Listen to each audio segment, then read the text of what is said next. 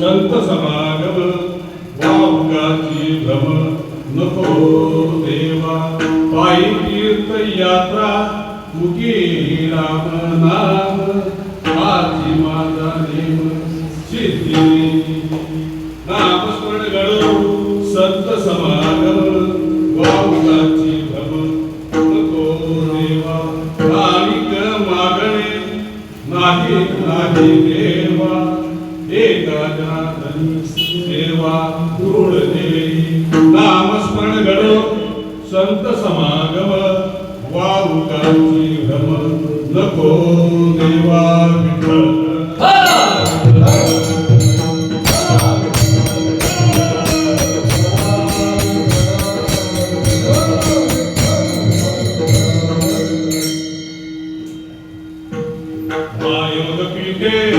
तटे देवरत्या वरकुंडलिकाय दातो समधित तिष्ठन्नमानंद कंदम परब्रह्मलिंगम भजे पांडुरंगा करुप्रथ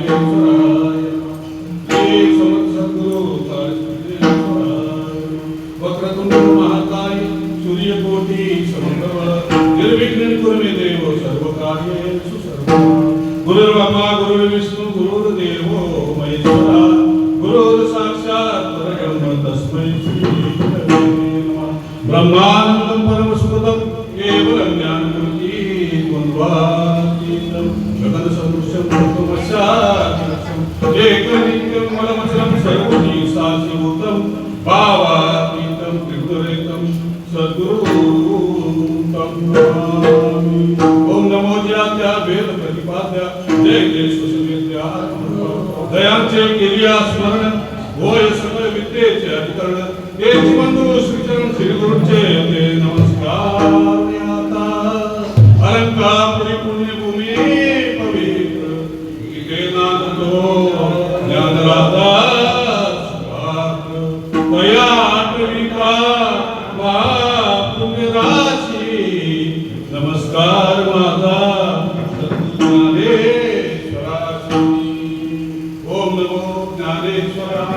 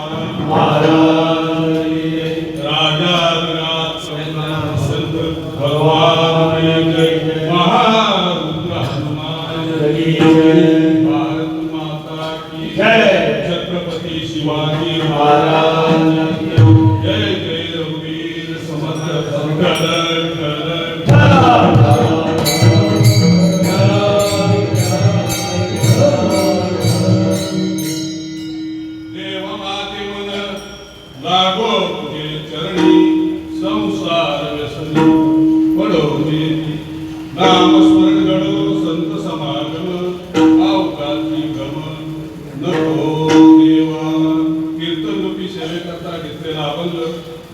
क्रांती प्रभू एकनाथ महाराजांचा आहे.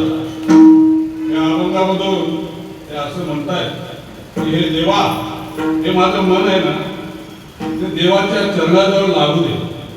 देवा माझे मन लागो तुझे चरणी. आणि या संसाराच्या व्यसन म्हणजे संकट, या संकटामध्ये मला पाडू नकोस. माझ्याकडून नामस्मरण घडू दे, संतांची संगत घडू दे. आणि नको त्या भ्रमामध्ये मला पाडू नकोस. माझ्याकडून पायी तीर्थ यात्रा होते, तीर्थयात्रा होते. आणि मुखामध्ये रामनाम असू दे, हाच माझा नियम आहे. आणि माझ्या सद्गुरूची माझ्याकडून सेवा होऊ दे. आणि दुसरं काहीही मागणं नाही. हा एकंदर अभंगाचा भावार्थ आहे. या अभंगामधून एकनाथ महाराज प्रार्थना करतात बरं का. अभंगाचं निरूपण करण्यापूर्वी काही पर्याय करणं गरजेचं आहे.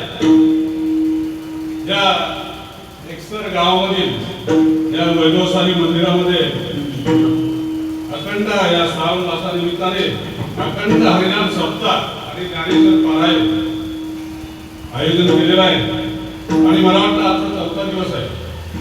आणि या 4थ्या दिवसाची सेवा आज मतभागीने मला मिळालेली आहे. त्या आमचे परममित्र हरिभक्त पारायण विठ्ठल महाराज देसाई यांच्या मार्फत मला आज ही सेवा प्राप्त झालेली आहे. तर म्हणजे धन्यवाद. माझे मित्र 40-45 वर्षापासून त्याची माझी मैत्रीण आम्ही एका ठिकाणीच कामाला होतो. तसेच या गावातील सगळे परिचित लोक आहेत माझे. आमचे परममित्र जयवंत मोतीराम म्हात्रे आम्ही एकाच वर्गात होतो. आणि त्यावेळेला आमचं तिकडे लांब शाळा होती 4थी असते. आणि त्यावेळेला आम्ही ज्यावेळेला इकडे यायचो त्यावेळेला सगळे योगीदार सिंधी असे. आणि आता तर टावर झालेले, फार मोठे टावर झालेले, हायफाय संस्कृती झालेली. पण खऱ्या अर्थाने या गावामध्ये परमार्थ टिकून आहे असं बघितल्यानंतर वाटतं की खरोखरच परमार्थ टिकून आहे. बरेच भाविक लोक आहेत, तसेच बरेच लोक परिचयाचे आहेत. शिवराम भाऊ आहेत आणि ते केबलवाले म्हात्रे आहेत. असे बरेच सगळे म्हात्रे आणि विशेष म्हणजे आज आमच्या एमसीएफ ग्रुपचे जे सिनियर सिटीजन ग्रुपचे इथे लोक आलेले आहेत बघा. सकाळ सकाळ टाइम कमी होणे करतात ते सगळे आलेले आहेत. बाकडे राऊत वगैरे सगळे मोरे वगैरे सगळे केरकर आलेले आहेत, सगळे आलेले आहेत. खरोखरच आनंद वाटतोय आज की या ठिकाणी आज हा सप्ताह अखंड हरिनाम सप्ताह आहे आणि मला ही सेवा प्राप्त झालेली आहे. आणि असंच ह्या संस्कृतीमध्ये म्हणजे वाया जाऊ नये, संस्कृती वाया जाऊ नये की आपल्या मुलाबाळांच्या करता हे चांगलं आहे. पुढे या मुलाबाळांकरता चांगलं आहे. खरोखर बघा सकाळी सकाळी काकेचा आवाज येतो. मी इथे लक्ष्मीनारायणमध्ये राहतो, मला बरं वाटतं असतो त्यावेळेला विठ्ठल आवाज येतो. तर देवा माझे मन लागो, फार उत्तम अभंग लिहिलेला आहे. देवा माझे मन लागो तुझे चरणी, संसार व्यसनी पडो. हा देव हा शब्द या अभंगातून पहिला आलेला. कुठल्याही कामाची सुरुवात देवाच्या नावाने करायची असते बरं का. देव म्हणजे काय होते की एक देवाने चराचर निर्माण केलेला आहे तो देव. विश्वाला जो सांभाळतो, पालन पोषण करतो तो देव. देव म्हणजे मी या जगामध्ये 750 ते 800 करोड लोकवस्ती आहे. आपल्या भारताची 140 करोड आहे लोकसंख्या. मला वाटतं स्वतंत्र आता 15 साल झालं. 1947 मला वाटतं 36 करोड होते, आता 140 करोड झाले लोकसंख्या भारतात. म्हणजे 140 एवढे वाढले. या जगामध्ये 750-800 करोड लोक राहतात. त्यापैकी देवाला मानणारे जेवढे आहेत तेवढ्या संख्येने देवाला न मानणारे देखील आहेत. देवाला न मानणारे आस्तिक, देवाला न मानणारे नास्तिक आणि देवाला मानणारे आस्तिक. देवाला न मानणारे नास्तिक देवासारखे वागतात, पण देवाला मानणारे आस्तिक नवे नवे त्याच्या सानिध्यामध्ये असणारे, नवे नवे 24 तास भगवंताच्या बरोबर असणारे काही लोक राक्षसासारखे वागतात.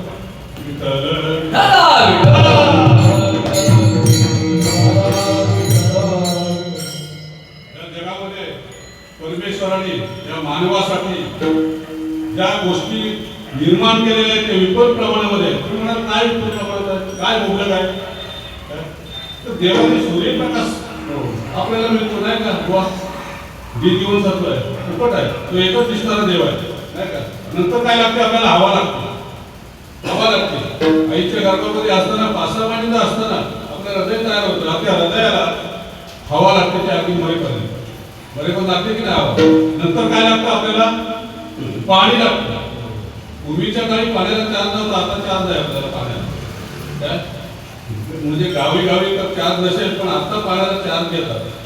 हा पाणी बघा 70% पाणी आहे या जगामध्ये. पृथ्वी तलावात 70% पाणी आहे, 30% जमीन आहे, आणि त्या 30% जमिनीकरता वाद आहे.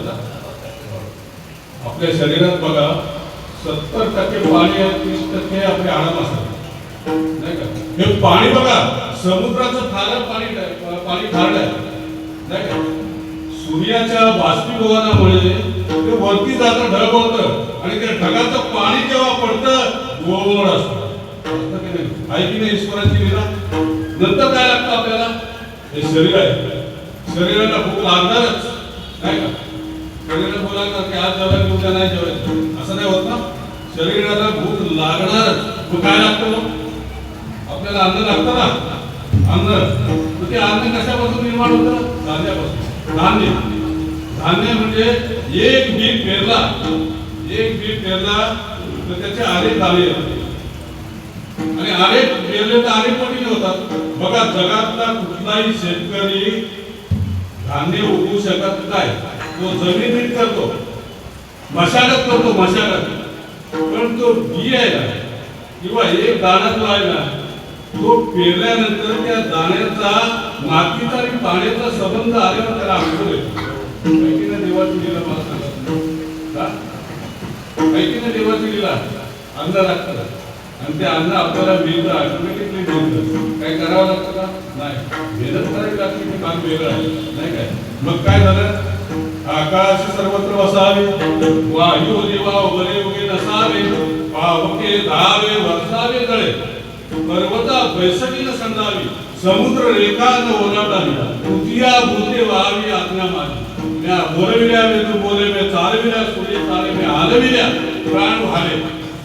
ज्ञानेश्वर माऊली म्हणतायत बघा, आकाश सर्वत्र वसले.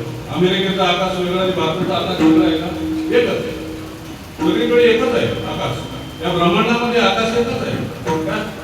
आकाश सर्वत्र वसावे, वायू जर थांबला तर काय होईल, माणूस जिवंत राहील नाही राहणार, माणूस जिवंत राहणार नाही. वायू देव वगैरे नसा पावा की, म्हणजे अग्नीने जळावं आणि पाण्याने वर्षावं. पर्वता बैसकी, पर्वताने जर जागा सोडली तर काय होईल, ही सगळी व्यवस्था आहे परमेश्वराची. परमेश्वर आहे, पर्वताने जागा जर सोडली तर काय, समुद्र एका नंबर, गोरायचा समुद्र एक समुद्र आला तर काय होईल, प्रलय होईल नाही का. प्रलय होईल, माणसं नाही करू शकतात. काय पृथ्व्या भूते व्हावी आज्ञा माझी. पृथ्वीच्या प्रश्नेत आपण गुरुत्वाकर्षण आहे, म्हणून जसं आई कशी मुलाला आपल्या कुशीत घेते, तसं या पृथ्वीने आपल्याला कश्यत घेतलेलं आहे, म्हणून तर तिला आपण वंदे मातरम म्हणतो नाही का. म्या बोलविल्या वेदू बोले, भगवंत अर्जुनाला म्हणतात, मी ज्या वेळेला वेद बोलतो, माझ्या मुखातून वेद बोलतात, मी बोलतो वेद, सूर्याला प्रकाश मी देतो. काय प्राणी मात्राचा जे त्याचा जीव, त्याचा हृदय मी हलवतो. आकाश सर्वत्र वसावे, वायू देवा बरे उगे नसावे, हे सगळी ईश्वराची लीला आहे. बघा तुम्हाला एक कथा सांगतो, तुमच्या लक्षात एक दृष्टांत देतो की रामकृष्ण परमहंस म्हणजे आम्ही विवेकानंद, स्वामी विवेकानंद तसे पूर्वीचे नास्तिक, देवाला मानत म्हणतो. कोण भेटला, साधू भेटला, फकीर भेटला, बुवा भेटला, त्याला विचारायचे, अरे तुम्ही देवाला पाहिलं का, देवाला पाहिलं का विचारायचे. पण त्याला कुणी समाधानकारक उत्तर दिलं नाही. समाधानकारक उत्तर मग एका माणसाने त्याला सांगितलं की तुम्ही रामकृष्ण परमहंसाकडे जा, काली मातेचे उपासक आहे. काली मातेचे उपासक म्हणजे मूर्ती पूजक असतात नाही का. कारण मूर्तीपूजा ही विवेकानंदांना मान्य नव्हती, पूर्वी मान्य नव्हती. पण शेवटचा उपाय म्हणून ते रामकृष्ण परमहंसांकडे गेले आणि त्यांना पाहिलं. त्यावेळेला रामकृष्ण परमहंसांच्या रूपाने त्यांना देऊन हे प्रसिद्ध आहे. त्या रामकृष्ण परमहंसांकडे 7-8 साधक होते. 5-5 वर्ष झाले होते. त्याला गुरुकुल पद्धत होती. आपली साधक कॉन्व्हेंट आहे मुलांना शिकण्यासाठी. पूर्वी काय होतं, गुरुकुल पद्धत होतं.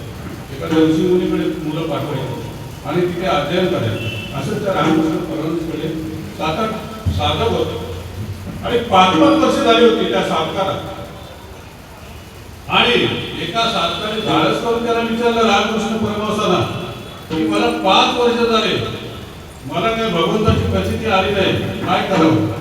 गुरुदेवांनी सांगितलं, रामकृष्ण परमहंसांनी सांगितलं, अरे बाबा फक्त त्याचाच विचार कर, दुसरा कसा विचारच करू नको म्हणे. बरं. असं बघता बघता आणखी 2 वर्ष गेली, 7 वर्ष झाली. पुन्हा धाडस करून त्या साधकाने त्याने विचारलं रामकृष्ण परमहंसांना, गुरुदेव मला 7 वर्ष झाली, अजून काय भगवंताची प्रचिती झाली नाही. बरं म्हणा. सगळ्यांना घेतलं ते नदीवर पोहायला गेले. नदीवर पोहायला गेले सगळ्यांना साधकांना घेऊन. आणि ज्या साधकाने प्रश्न विचारला होता त्याचे असे खांदे धरले आणि बुडवलं त्याला सोडला. तो साधक रामकृष्ण परमहंसांकडे बघू लागला की ज्याला आपण देव म्हणतो तोच आपल्याला बुडवायला निघाला. समोरून रामकृष्ण परमहंसांनी त्याला विचारलं, मी तुला बुडवत होतो तेव्हा काय वाटलं, काय वाटलं तुला बुडवत होतो, काय वाटलं, कर्म जगण्याची धडपड करत होतो. मग ज्याच्याशिवाय तू जगू शकत नाही त्याची प्रचिती होणं म्हणजेच भगवंताची प्रचिती होणं आहे की नाही. भगवंताची प्रचिती कशी होते, त्याला बाजूला गेलो की काय नाही, म्हणून बघा तुकाराम महाराजांचा एक छान अभंग आहे, चाले हे शरीर चाले हे शरीर कोणाचे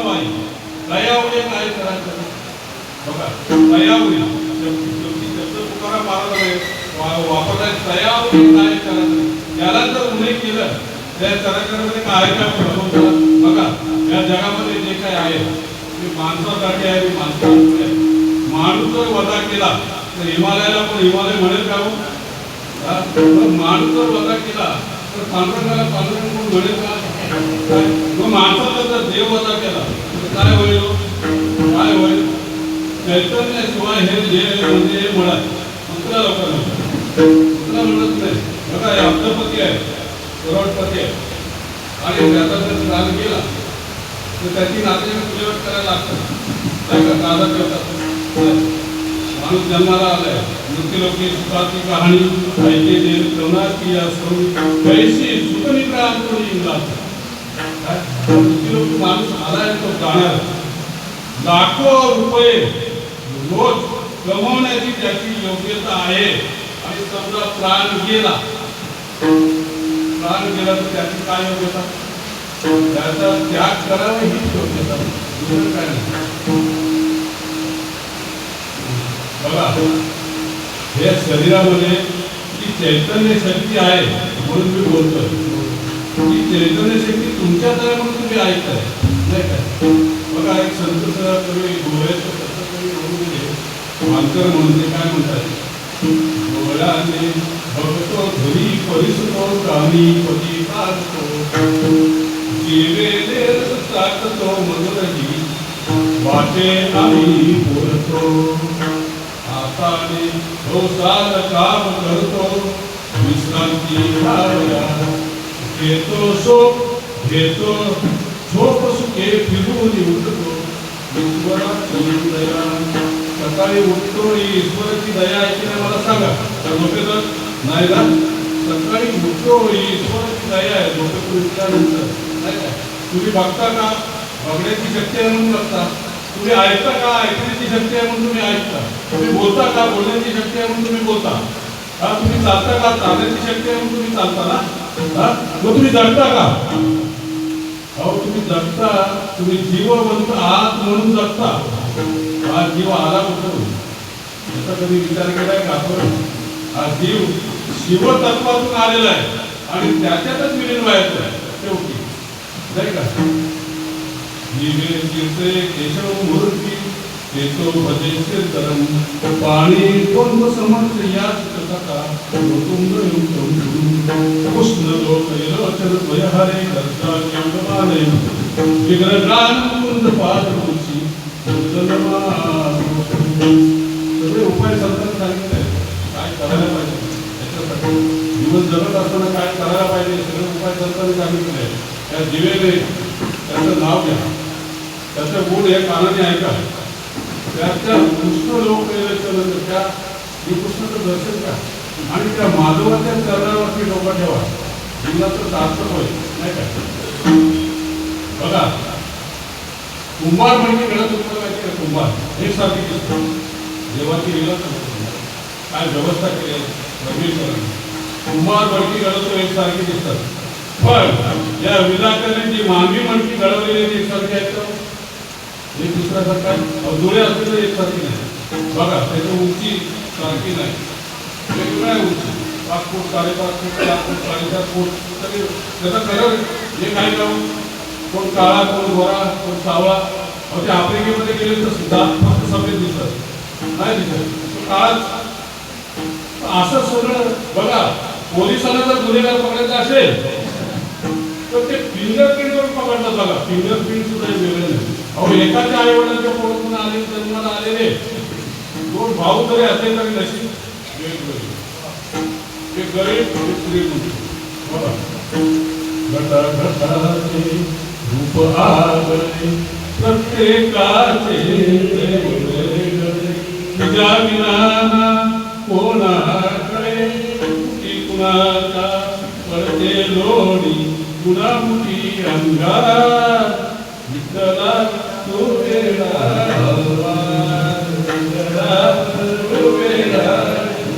तुझ घडविशी तूच फोडशी तलवारशी तूच काढशी न कळे यातून काय साधीशी देशी डोळे परिनिसे तया पुढे अंधार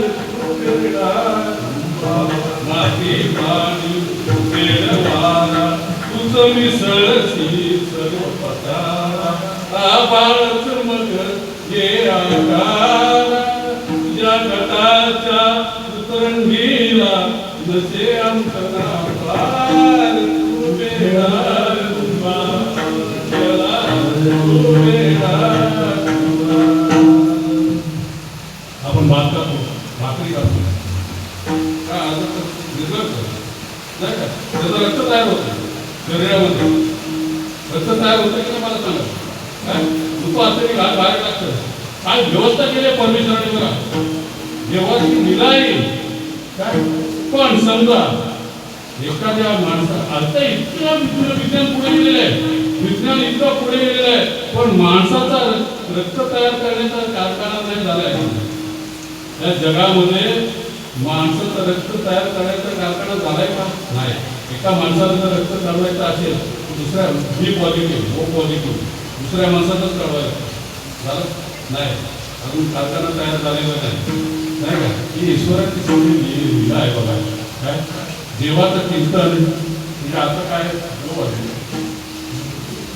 एक गोष्ट सांगतो तुम्हाला ऋतू मानकेची गोष्ट प्रख्यात सर्जन डॉक्टर ऋतू मानके ज्या ऋतू मानकेने बाळासाहेब ठाकरेंचं ऑपरेशन केलं हार्ट सर्जरी केली आणि म्हणून ते प्रसिद्धीत आहे असे ते ऋतू मानके डॉक्टर फार फेमस डॉक्टर होते नास्तिकच होते मिस्किल होते दवाखान्यात ऑपरेशन करून बाहेर आले त्या माणसाला म्हणाले तुम्ही डेड बॉडी तयार घेऊन जा आणि नंतर मग थोड्या वेळ म्हणाले तुमचा पेशंट खंडणीत आहे असे स्वभाव मुश्किल होतो त्यांचं चरित्र म्हणजे त्यांच्या पत्नीने त्यांचं चरित्र लिहिले त्याच्यामध्ये एक गोष्ट आलेली आहे ती तुम्हाला सांगतो त्यांना दिल्लीला जायचं होतं सेमिनार होतं त्यांना अवॉर्ड मिळणार होतं मग दिल्लीला जायचं शांताकुंज एअरपोर्टला गेले शांताकुंज एअरपोर्टला गेल्यानंतर ड्रायव्हर त्यांची गाडी घेऊन निघून गेला आणि ते बसले त्या दिवशी काय झालं हवामान खराब असल्यामुळे त्यांचा फ्लाईट रद्द झाला विमान रद्द झालं आणि आता करायचं काय म्हणून ड्रायव्हरला फोन केला ड्रायव्हर कुठे राहतो इकडे वसई विरार साईडला कुठे राहतो त्यांचा कुठला सोडून तो गाडी त्यांच्या घरी घेऊन घरी गेला आणि त्याची तब्येत साधारण होती त्याला सांगितलं दिल्लीला आपल्याला दिल्लीला जायचं कोणाला मी येणार नाही आणि काही तब्येत बरोबर नाही म्हणून त्यांनी काय फार जिद्दी माणूस डॉक्टर ऋतू मानके जिद्दी माणूस कोणाला नाही जायचं म्हणजे जायचं आणि काय झालं ड्रायव्हरची गाडी ठरवली विमानतळावर आणि गेले ते आग्रा रोडला गेले तिकडे पुढे दिल्ली आग्रा रोड दिल्ली आग्रा आणि त्या रोडला गेले आणि पुढे 2-3 तास ट्रॅव्हल केल्यानंतर पाऊस पडायला लागला आणि विजा चमकायला भयंकर विजा चमकायला पाऊस पडला ड्रायव्हरला पुढे रस्ता दिसत रस्ता चुकला आणि एका जंगलामध्ये गेला आणि म्हणजे आता पुढे जाणं योग्य होणार नाही असं ऋतू मानके त्या ड्रायव्हरला म्हणाले आता आपण पुढे तर थांबूया इतक्यात काय झालं एक झोपडीवाला घर दिसलं झोपडीवाला घर दिसलं म्हणून तिथे आपण जाऊ आणि गेले गेल्यानंतर एक बाई होती बाळ पाण्यात होता त्या बाईचं आणि नवरा होता आणि ऋतू मानकेने विनंती केली बाई मला थोडा आसरा मिळेल का कारण बाहेर पाऊस पडतोय उदास म्हणतोय आम्हाला थोडंसं आराम करायचं आहे आम्ही थकलेलो आहोत ती म्हणाली या आणि त्या बाईने त्यांना चहा करून दिला त्यांना बरं वाटतं फार बरं वाटतं आणि तिन्ही शांतीची वेळ होती हो आणि ती बाई एका हाताने असे पाण्याची दोरी धरली होती आणि त्या पाण्याचा धोका देत होती आणि एका हाताने दिवा लावत होती देवाजवळ त्या आपण पिंजाच्या दिवा लावतो ना दिवा लावतो आहे की नाही अजून दिवा लावतो तर ती अशी दिवा लावत होती इतक्यात ऋतू मानकेने तिला विचारलं की ताई तुमचा देवावर विश्वास आहे का ती म्हणाली हो माझा देवावर विश्वास आहे कसं काय आहे म्हणाला हा जो पाण्यात झोपलेला बाळ आहे ना त्याला हृदयाला होल आहे आणि ह्या बाळासाठी आम्ही शेतीमध्ये राहत होतो आम्ही ते घर विकलं त्याला उपचार करण्यासाठी ते घर विकलं आणि पण काय त्याचा उपचार झाला नाही. एका डॉक्टरने आम्हाला सांगितलं की प्रख्यात डॉक्टर मुंबईला आहेत, डॉक्टर नीतू मांडके, यांच्याकडे तुम्ही घेऊन जा. त्या बाळाला तेच बरे करणारे डॉक्टर आहेत, दुसरा कोणी करणार नाही. मग मी देवाला रोज प्रार्थना करतो की डॉक्टर नीतू मांडकेची भेट घडून आणा म्हणून देवाला रोज प्रार्थना करतो.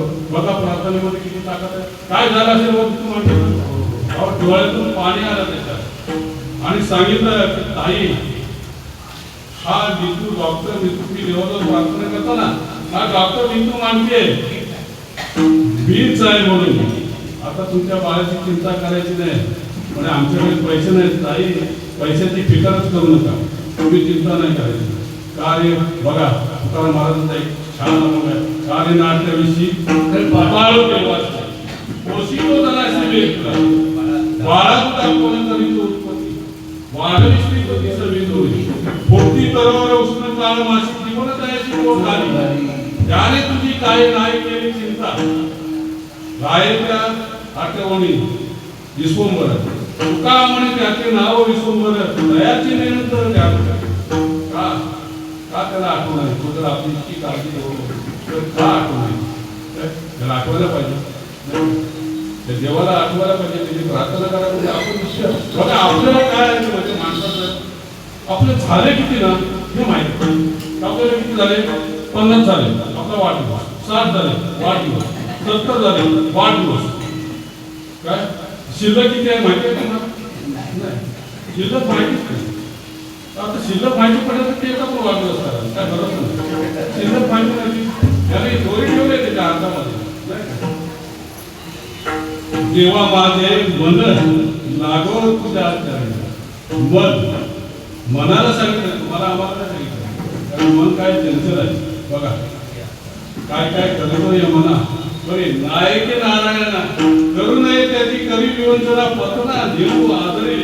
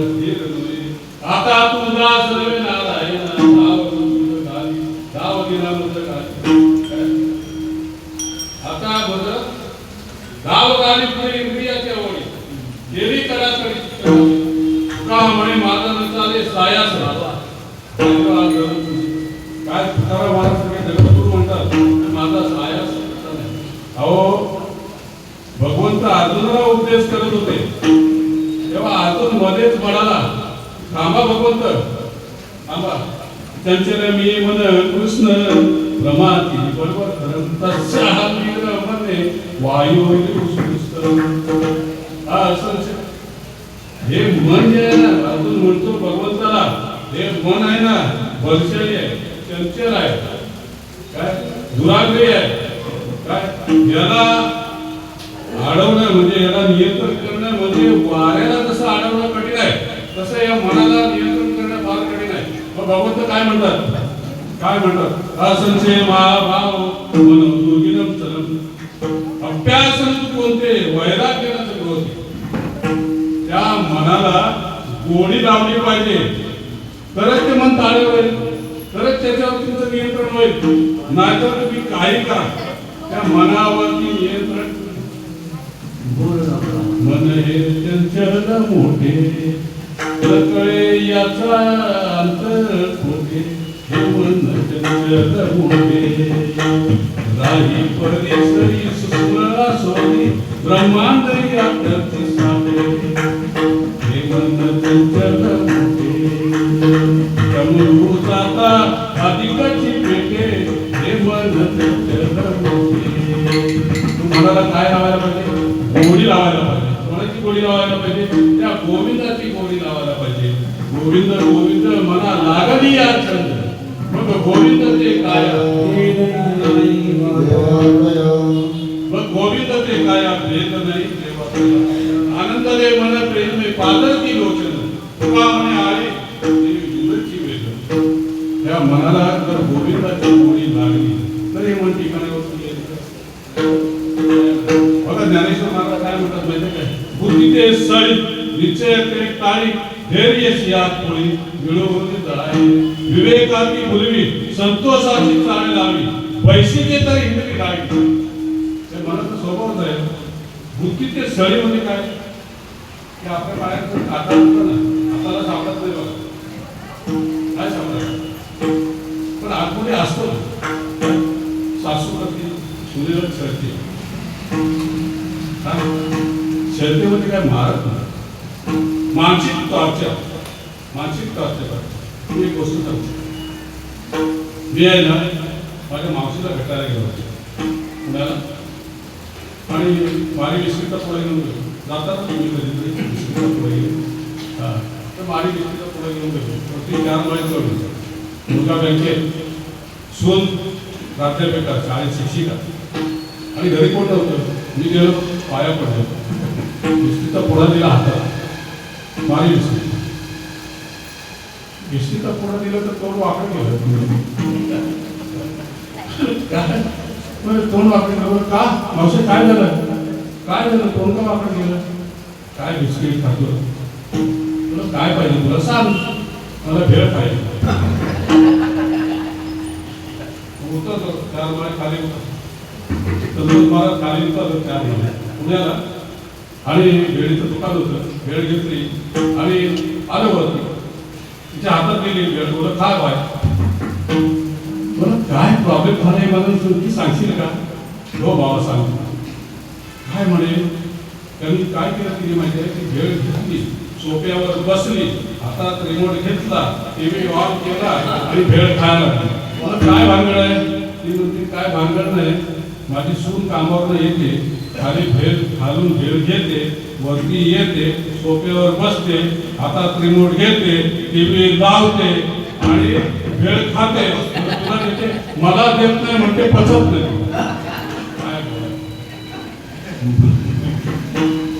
ते सळी मानसिक टॉर्चर करतात ना. सासू सुना पण करतात नाही असं नाही.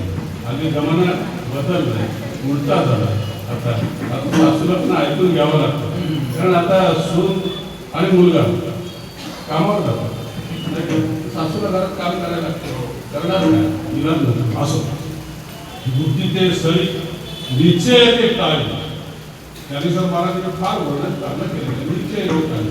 निश्चयाची टाळी म्हणजे काय की मनाचा संकल्प करतो आणि बुद्धीचा निश्चय. अखंड हरिनाम सप्त्याला वर्गणी देणार हा निश्चय झाला. देणार म्हणजे देणार हा निश्चय झाला. म्हणजे देणार म्हणजे संकल्प आणि देणार म्हणजे देणार हा निश्चय. धैर्याची आत काय एक दुकानदार होता. दुकानदार किराणा मालाचं दुकान होतं आणि त्या किराणा मालाचं आता दुकानदार म्हटल्यानंतर सकाळी 8 वाजता येणार संध्याकाळी 8 वाजता जाणार उभा राहून पुढ्या बांधणार काय.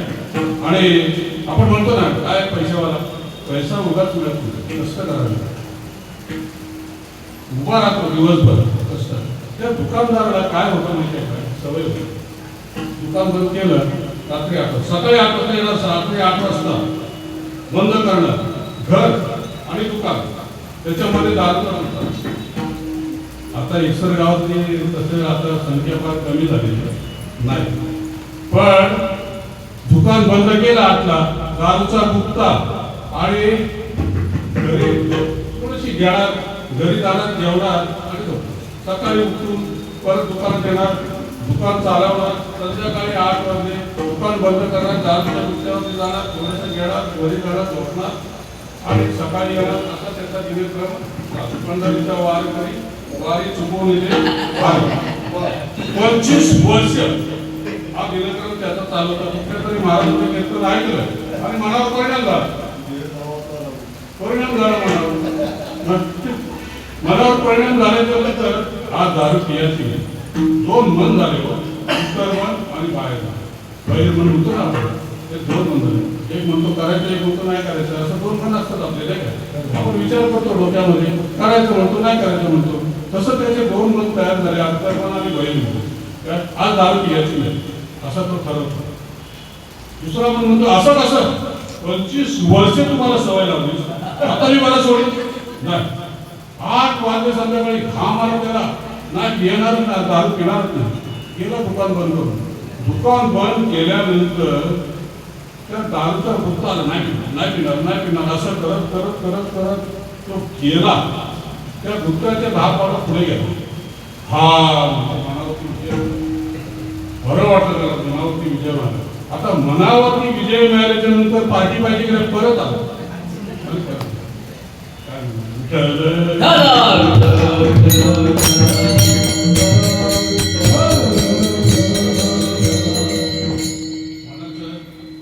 धैर्यशी हात पुढे मिळून जाय सांगितलं.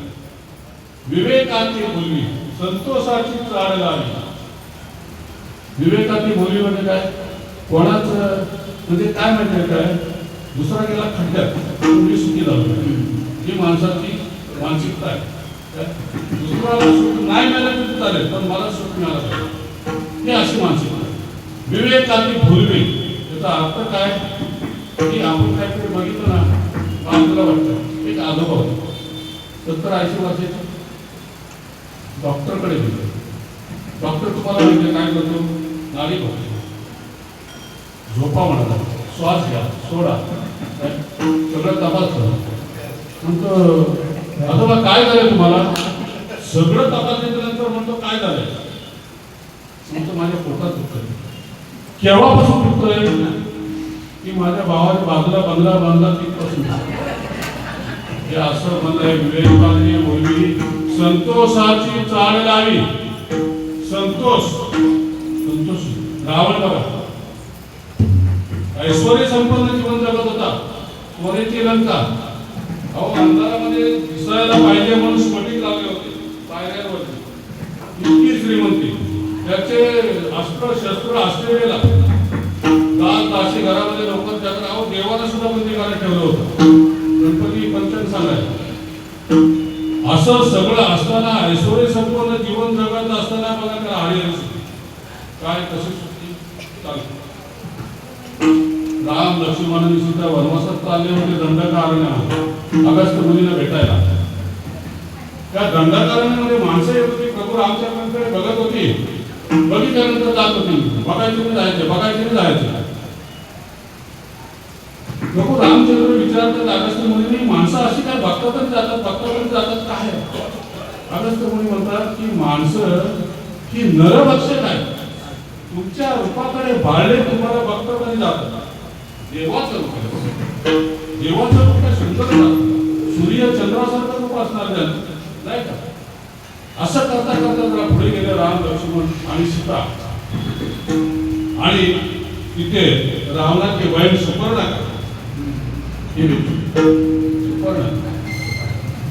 तिने पाहिलं प्रभू रामचंद्रांनी बाळली गेली आणि म्हणाली की मला सौंदर्याचं रूप घेतलं तिने सुपर्णकाने, आणि म्हणे मी कुमारी काय, मला तुमच्याशी लग्न करायचं आहे. प्रभू रामचंद्र म्हणाले मला तुमच्याशी लग्न करायचं आहे.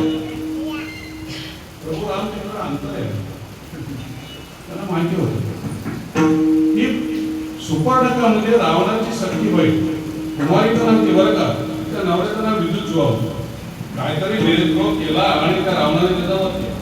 पण हे आता कुठे जगात फिरणं दंडकारण्य म्हणाले तिच्याबरोबर मला लग्न करायचं.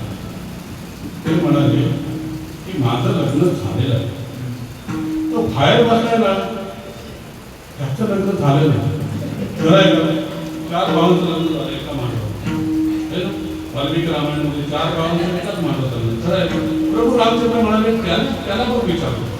आता तो पारेकडे बसला होता, तो लक्ष्मण त्याच्याकडे गेले. आता एक निष्ठ राहायचं की नाही देवाचं नाही. ती गेली त्याच्याकडे.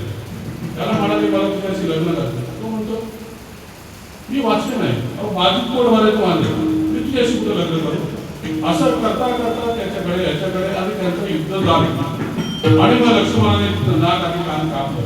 आणि त्या अवस्थेमध्ये ती रावणाकडे गेली आणि त्याला काय म्हणाले रावणाला की जगातील एकमेव सुंदर स्त्री मी तुझ्याकरता आणत होतो, पण त्या दोघांनी माझी अशी अवस्था केली. नाक आणि कान. रावणाने दुसरं काय ऐकलं नाही त्याची अवस्था वगैरे. फक्त एकच गोष्ट ऐकली त्याने की जगातील एकमेव सुंदर स्त्री. संतोषाची चाड लावी म्हणतात ना, त्याच्याबद्दल मी सांगतोय बरं का. जाग्यात नसं तर संतोषाची चाड लावी. इतकं मोठा बलाढ्य रावण शंकराचा 1 नंबरचा भक्त. फक्त एकच गोष्ट ऐकली की जगातील एकमेव सुंदर स्त्री. आणि मग त्याने सीतेचं अपहरण केलं. संन्यासी म्हणून अपहरण केलं. आणि मग नंतरची तुम्हाला सगळी कथा माहिती आहे. काय रावणाचा वध झाला. म्हणजे संतोषी जीवन जगत असताना हे सगळे त्या मनाने केलं. मन बघा कुठं कुठं धावतं, पण नाही की नारायण तो ऐकत नाही. म्हणून मनाला आपल्या ताब्यात ठेवणं गरजेचं आहे. नको नको मना गुंतू माया झाली काळाला कवळी काळाची ही उडी पडेल बा जेव्हा सोडविना तेव्हा माये बापा सोडविना राजा देशीचा चौधरी नगरसेवक आमदार खासदार करुणा झाला कोण आलं काय नाही. ज्याच्यासाठी आपण काम करतो ते कोण येत नाही. तुका म्हणे तुला सोडविना कोणी एका चक्कर पाणी वाचून या कोण तुम्हाला सोडवणार. मनाचं चिंतन झालं तेव्हा माझे मन लागो तुझ्या चरणी संसार पडवली. हा संसार एक तुकडोजी महाराज म्हणतात अरे घे घे घे हरिनाम घे माया सारी सोडून दे हात लावली नशिबाला रडतो रे ठाई ठाई या संसारा पायी या संसारा पायी. तू म्हणतोस घरदार तू म्हणतोस घरदार इथंच राहत सार इथंच राहत सार माणूस मेल्यावर त्याचं गाव बाहेर घे घे घे माया सारी सोडून दे हात लावली नशिबाला रडतो रे ठाई ठाई या संसारा पायी या संसारा पायी. तू म्हणतोस पैसा अडका इथंच राहत बडका इथंच राहत बडका माणूस मेल्यावर संग एक मागचा बडका. अरे गे गे गे माया सारी सोडून दे हात लावली नशिबाला ठाई ठाई या संसारा पायी या संसारा पायी. तू म्हणतोस पोर सोर ते तुझ्या मागचे चोर माणूस मेल्यावर कापड पोटकेल खांद्यावर. अरे घे घे घे माया सारी सोडून दे हात लावली नशिबाला ठाई ठाई या संसारा पायी या संसारा पायी. तू म्हणतोस घोडे हाती तू म्हणतोस घोडे हाती क्षणात होईल मागे. अरे रावण मेला लंक जळाली अशी चालली गती. अरे गे गे गे माया सारी सोडून दे हात लावली नशिबाला ठाई ठाई या संसारा पायी या संसारा पायी. संसार तापे तापल मी देवा करीतो या सेवा म्हणून तुझे आठविले पायी येऊ माझे माये पांडुरंगी. बहुत दिसाचा झाला भारवाई सुटीचे नाही वर्म ठाई. वेळी येलो चोरी अंतर्बाई काही घडवणं कमी माझी कोणी. भाऊ पांडुरंग भाऊ नांगरी भाऊ दिवस झालो कासावीस. तुका म्हणे आता धाव झाली वेगी त्या संसाराच्या पायी मी फार थकलोय. आता पांडुरंगा तू तू माझे धाव आणि या संसारातून मला वाचव. शांती ब्रह्म एकनाथ महाराज म्हणजे कीर्तनाला यावरून साखर वाटायचं बरं का. आवाज उच्च इतकी श्रीमंती त्यांची. एकनाथ महाराजांच्या घरी पांडुरंग श्रीखंडाच्या रूपाने 12 वर्षे पाणी भरत होता. इतकी या एकनाथ महाराजांची पूर्वी होती आणि त्यांचा आज अभंग घेतलेला आहे. ते असं म्हणतात, देवा माझे मन लागो तुझ्या चरणी, संसारी व्यसनी पडो त्यांनी पहिल्या चरणामध्ये. देवा माझे मन लागो तुझ्या चरणी, देवा माझे मन लागो तुझ्या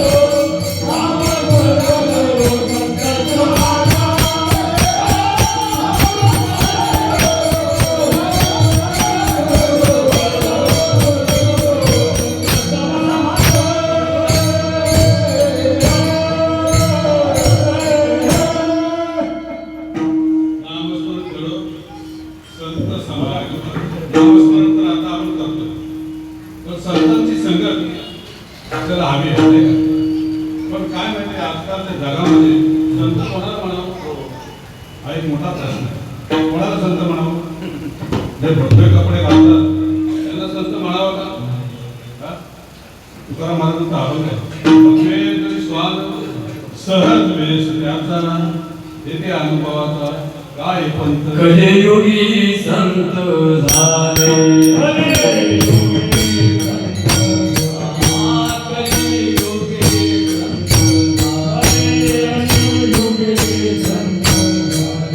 केळा टोपी लागली भले केळा टोपी लागली भले टोपी लागली भले केळा टोपी लागली केळा टोपी लागली भले केळा टोपी नाही वनवासे चालत नाही वनवासे चालत नाही वनवासे चालत नाही वनवासे चालत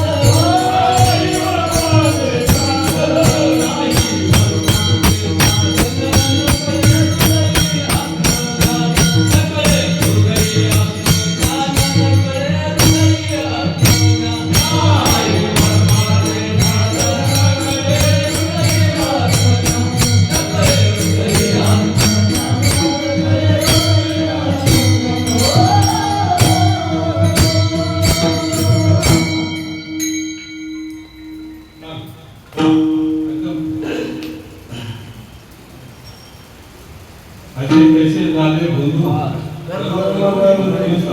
अंगा लावणी राग डोळे दाखवते लावणी वैराग्याच्या काळात भोगती विषयांचा सोहळा तुका म्हणे सांगू किती जवळ तयारची सोहळा काय करायचे संत म्हणजे संत कोणाला म्हणावं हा आपला चालला विषय संत कोणाला म्हणावं भगवे कपडे घालणारा संत म्हणावं का हा तुकाराम महाराज आपण भगवे तरी स्वार्थ सहज वेळेस त्याचा येथे अनुभवाचा काय वाढवणी कटा फिरे दाई दिशा तरी अनुभवाचा सहज सिद्धी करुणी भूमी मध्ये वास करी तरी उंदराशी काय वाढी का म्हणे असे करावे याशी गंधावे वावली भगवे कपडे घालणारा नाही केवळ भगवे कपडे तो घालतो त्याला तर संत म्हणायचं असेल परमेश्वराचा काय अनुभव नसेल तर तुकाराम महाराज म्हणतात भगवे रंगाची कुठली काय कमी आहेत का परमेश्वराकडे म्हणतात ना तुकाराम महाराज भगवे रंगाची कुठली काय कमी आहेत का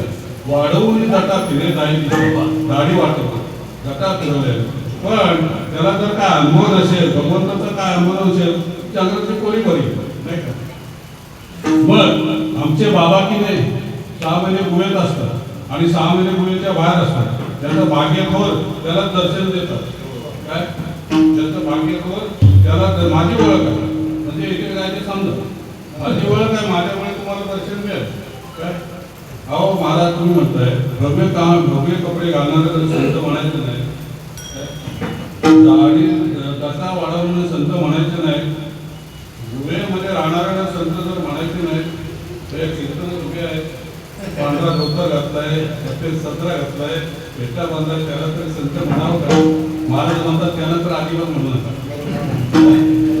जिथे कीर्तन करावे तिथे तुका म्हणे द्रव्य घेती देती बरोबर नाही भगवे तरी स्वामी सहज नामस्मरण घडवून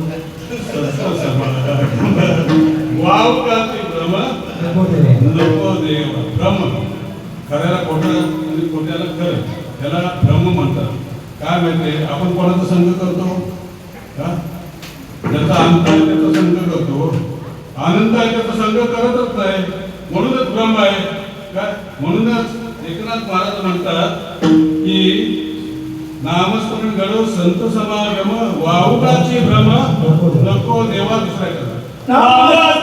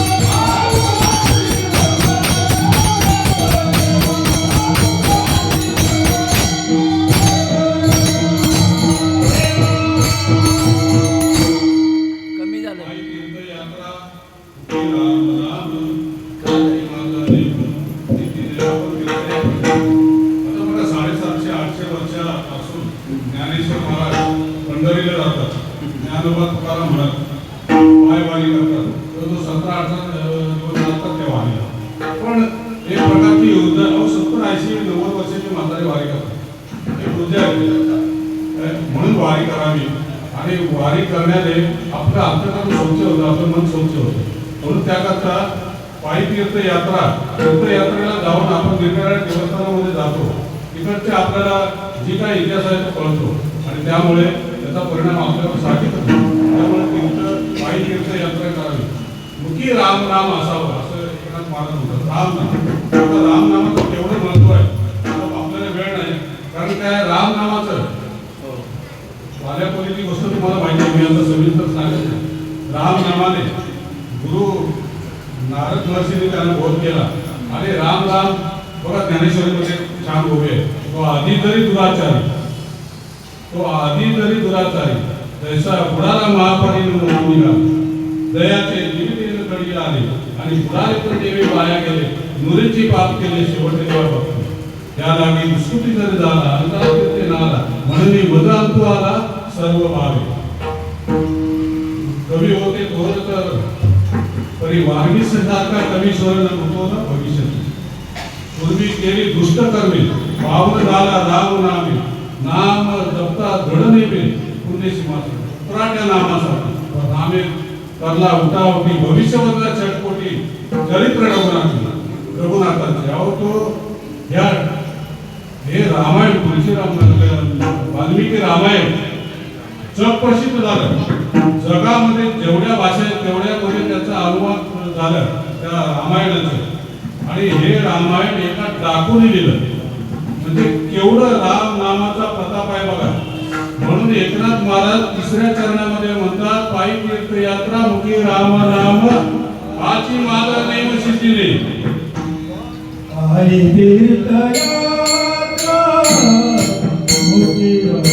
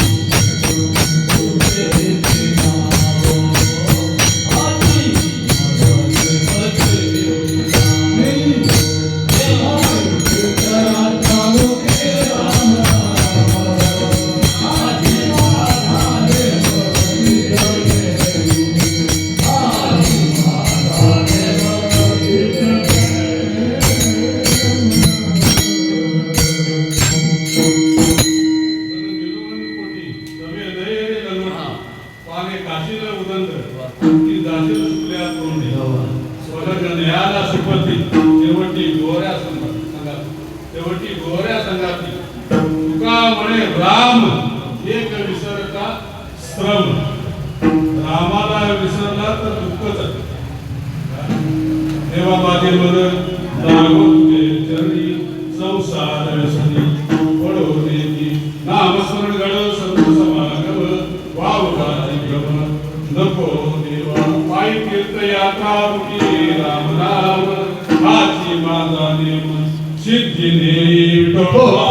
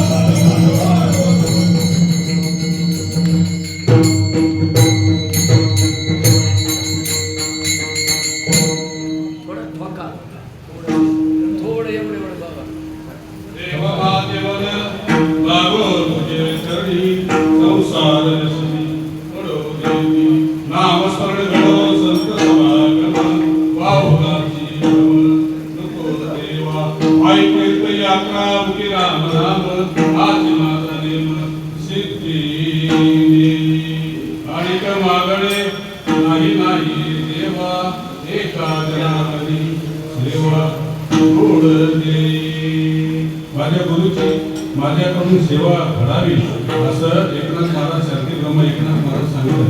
एक वेळ झालेला आहे परंतु कालच 15 ऑगस्ट होतं आणि ते कवी प्रदीप फार चांगली कविता आहे तुम्ही बोलतो आणि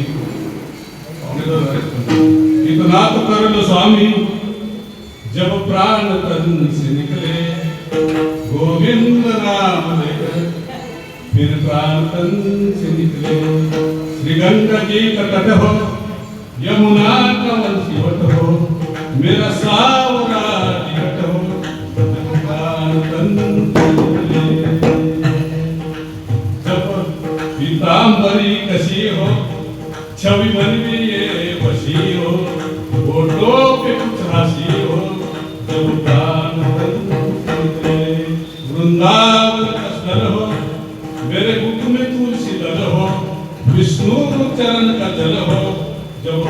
तन जब कंठ प्राण आए कोई रोग न सताए यम दर्शना दिखाए जब प्राण तन चले उस वक्त जल्दी आना नहीं शाम भूल जाना राधे को साथ लाना जब प्राण तन चले एक भक्त की है अर्जी खुद भक्ति की है गर्जी आगे तुम्हारी मर्जी जब प्राण तन से निकले इतना तो कर स्वामी जब प्राण तन से निकले गोविंद नाम लेकर फिर प्राण तन से निकले गोविंद नाम लेकर फिर प्राण तन से निकले गोविंद नाम लेकर फिर प्राण तन से निकले ज्ञानेश्वर माऊली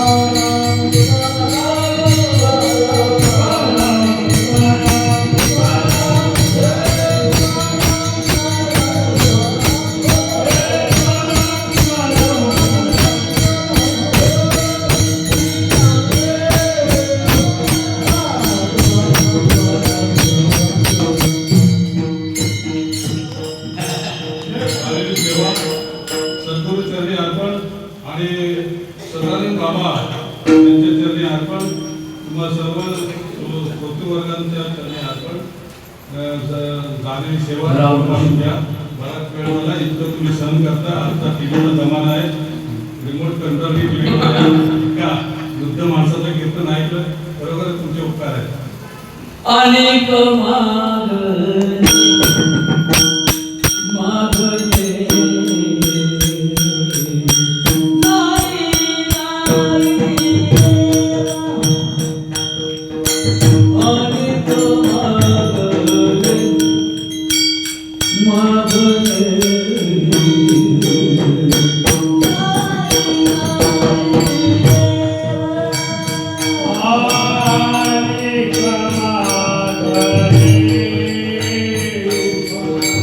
नाही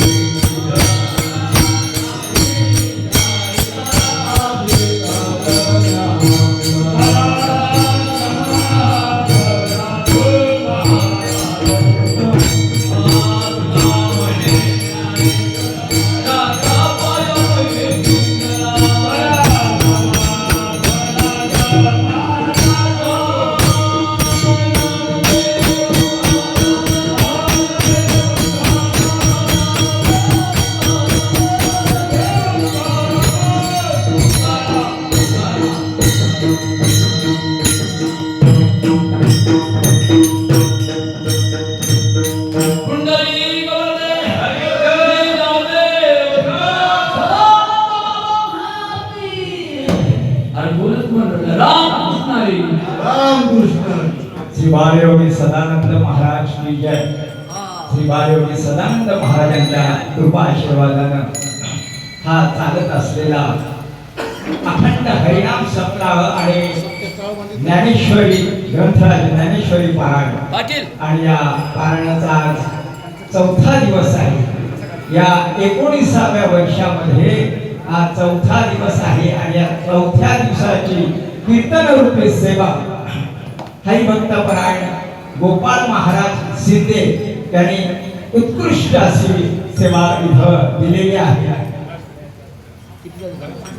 म्हणजे सोप्या भाषेमध्ये इतकं म्हणजे ह्याला उदाहरण देऊन आणि त्याला प्रमाण संत तुकाराम महाराजांचं प्रमाण आणि त्याच्यानंतर उदाहरण सामान्य लोकांपर्यंत